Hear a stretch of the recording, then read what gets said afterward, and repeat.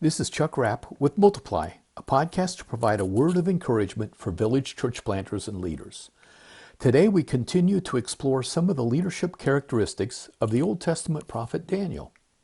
Chapter 2 is the story of Nebuchadnezzar's dream. In verses 5 and 6, he issues an ultimatum to his astrologers.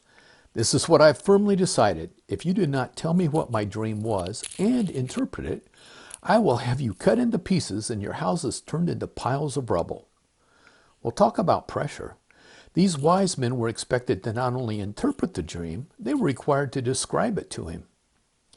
They rightly responded in verse 10, "There is not a man on earth who can do what the king asks." However, this response so infuriated Nebuchadnezzar that he ordered all the wise men of Babylon to be executed.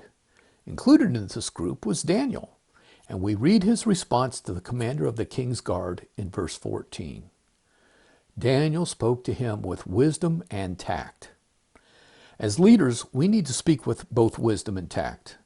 And we need to do so not only when the situation is going well, but also when it's not.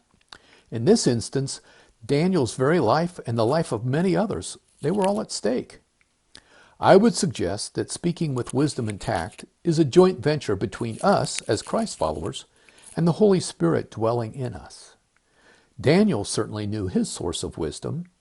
Verse 20 tells us that he said, "Praise be to the name of God forever and ever. Wisdom and power are his."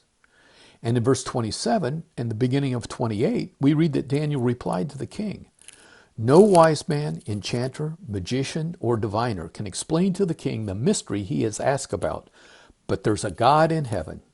Oh, but God." As Christ followers and leaders, we must know that wisdom comes from God and that we can confidently request it of him. If any of you lacks wisdom, you should ask God, who gives generously to all without finding fault, and it will be given to you. That's James chapter 1, verse 5. Well, while wisdom comes from God, I would propose that speaking with tact is largely a human responsibility.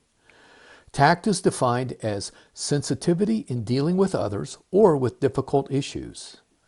Colossians chapter 4, verse 6 instructs us, "Let your conversation be always full of grace, seasoned with salt, so that you may know how to answer everyone." Tact requires thinking before we speak, not reacting too quickly. It requires consideration for how the other party will receive what we say. I need to be more like Daniel. We all need to speak with wisdom and tact. This has been a word of encouragement for village church planters.